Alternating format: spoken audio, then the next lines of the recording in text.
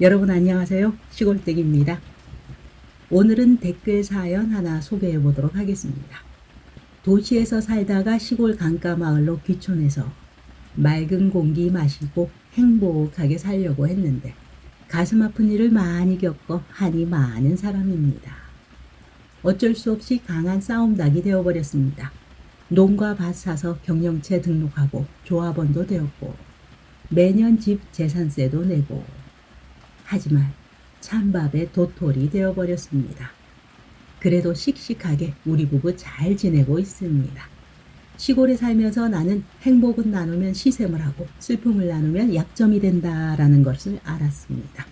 시골댁님은 얼마나 힘드셨을까 충분히 이해갑니다. 하천 부지에 고추 지지대 4개를 세워 공터에 폐자재를 쌓아놓아서 동네를 위해서 우상각 바로 옆이고 동네 이쁘라 보기 흉하니 또 당신 땅이 아니니 깨끗하게 해달라 요청했습니다. 또 이장과 말에도 반응이 없어 내가 한 개에 800원짜리 지주대 4개를 뽑아 그냥 그 자리에 눕혀놓았는데 경찰서에 손괴죄로 고소를 해서 조사받았습니다. 그 땅이 불법 창고를 지어 사용해서 동네 민원으로 땡땡국도청에서 하천부지고 불법 건축물이니 뜯으라 해서 본인이 일부 철거한 땅입니다. 여기서 본인은 누구를 말하는 것일까요? 네, 일단 모두 읽어보겠습니다. 저는 형사분한테 정보 공개도 요청하지 않고 믿고 사실대로 조사받은 후 땡땡지검에서 부르면 수사심의위원회에 가서 소명하려 했는데 코로나로 지연된다며 땡땡지검에서 그냥 처리하면 어떻겠는가 해서 별일 있겠는가 하고 그리 처리해달라 했는데 벌금 100만 원이 나왔습니다. 정식 재판 청구해서 60만 원 납부했습니다. 이럴 때는 조사받을 때 정보 공개 요청해서 상대방이 뭐라 했는지 정확히 알고 대응해야 합니다. 너무 억울하고 황당하고 기가 차고 했지만 배 떠난 뒤 손들기였죠. 상대방 고소 내용을 다 읽어보고 확인해보고 대응해야 합니다. 그 어느 누구도 믿어선 안 됩니다. 평생 이런 일은 처음인데 살면서 좋은 경험했습니다. 고소사건 잘 대응해야 합니다. 다른 분들 억울한 일 안 당하도록 써봅니다. 네, 이렇게 사연 남겨주셨습니다. 감사합니다. 이 법이라는 것이 참 그렇죠. 아무것도 아닌 일, 서로 잘 풀 수 있는 일도 감정이 생겨나기 시작하면 끝도 없이 갈 수 있는 것이 법이더구만요. 네, 정말 속상하셨겠습니다. 일반적인 상황에서는 이런 일로 바로 경찰서에 고소를 하거나 하지는 않는데 말입니다. 상대방에게 정확한 증거, 님께서 고추대 뽑는 사진 등등 증거가 있었는지 궁금하네요. 어쨌든 우리들은 살아가면서 다른 사람의 창고 등이 내 땅에 올라와 지어져 있어도 함부로 내 맘대로 그것을 건드리면 안 되게 되어 있죠. 내 물건이 아니니 손대면 안 되게 되어 있습니다. 또 법적으로 이미 진행이 되고 있고 대응을 해야 할 상황이라면 글 주신 분의 이야기처럼 정보 공개 청구하셔서 상대방이 제출한 내용을 정확히 파악한 후 알맞은 대응을 해야 한다는 것입니다. 이분 글 주신 분은 정보 공개 요청을 하지 못하셨죠. 그래서 제대로 변론조차 하지 못하셨다는 것입니다. 고추 지지대 4개 뽑아서 손괴죄가 성립되었습니다. 이 손괴죄라는 것은 어떤 것일까요?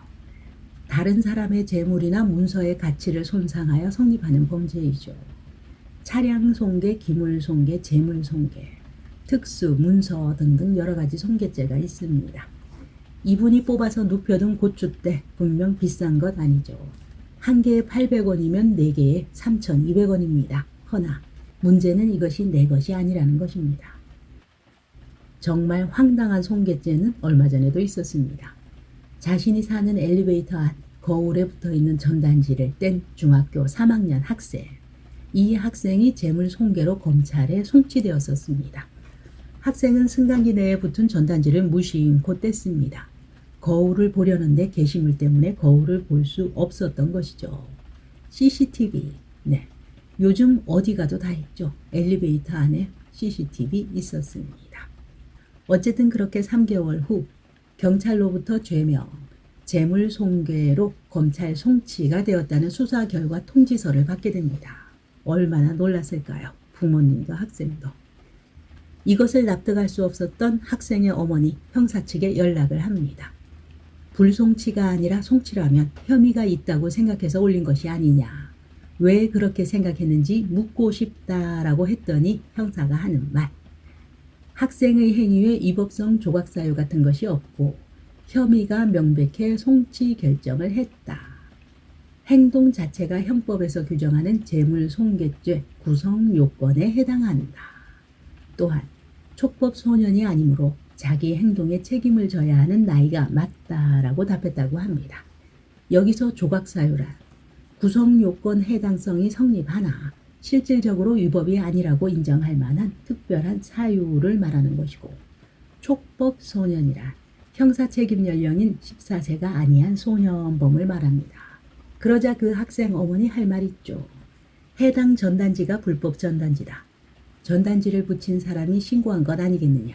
이런 불법 전단지를 항상 집마다 붙이고 승강기 안 거울에도 붙인다. 하지만 우리 아파트에는 일주일에 33,000원을 내고 전단지를 붙일 수 있는 게시판이 있다. 떼달라고 했는데도 붙인다. 아파트 관리소장님은 불법 전단지를 떼는 것이 업무인데 딸과 함께 경찰에 송치된 상태이다. 불법 전단지를 붙이지 말라고 했는데도 붙여 거울의 효용성을 떨어뜨린 사람이 재물손괴지. 그 종이 한 장을 뗀 우리 딸이 어떻게 재물손괴로 송치가 되느냐.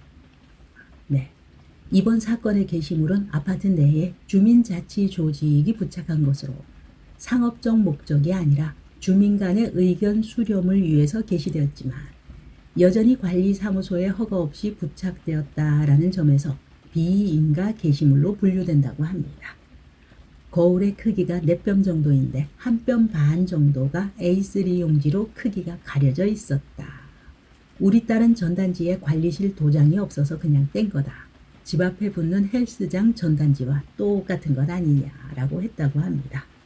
문제가 된 전단지는 아파트 관리실이나 입주자 대표위원회에서 붙인 공지문이 아닐 뿐더러 아파트 자생단체가 붙인 불법 광고물이라는 것입니다. 전단의 내용은 아파트 하자 내용, 보수 신청 등으로 땡땡을 사랑하는 모임, 땡땡 아파트 발전 협의회가 작성한 것으로 적혀 있었다고 합니다. 경찰은 2022년 땡땡 지원에서 내려진 공동주택관리법 판례를 참고해서 이번 사건에 대해 검찰 송치 결정을 내린 것으로 전해졌습니다. 공동주택관리법상 게시물에 대한 조치는 관리 주체의 업무에 속하지만 관리 주체의 동의를 받지 않은 게시물에 관해 관리 주체가 임의로 이를 철거할 수 있다는 하위 규정은 존재하지 않는다라는 것입니다. 따라서 적법하게 게시물을 철거하기 위해서는 부착한 주체에게 자진 철거를 청구하거나 민사소송을 제기해서 강제 집행을 해야 한다는 것이 당시 법원 판단이었다고 합니다. 게시물을 만들어 붙인 쪽에서 법을 아주 기가 막히게 이용한 경우이죠. 어쨌든 많은 시민들이 불법 전단지를 떼는 게 왜 재물손괴로 처벌받아야 하는 일이냐 공분이 일었고, 해당 경찰서 상급기관이 경기 남부경찰청은 추가 고려사항이 있다며 검찰과 협의 후 보완 수사를 하겠다라고 결정했다고 합니다. 여기서 시민들이 크게 항의를 하고 있는 이유는 따로 있죠. 경찰들의 수사 업무 방식입니다. 기계적으로 법을 적용하여 비합리적인 결과를 초래했다는 것. 우리들이 여기서도 살펴봐야 하는 것은 법이죠. 비인가 게시물, 불법 게시물일지라도 적법하게 제거하기 위해서는 정해진 절차를 밟아야 한다는 것입니다.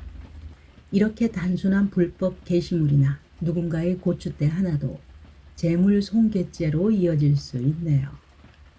어렵네요, 인생살이.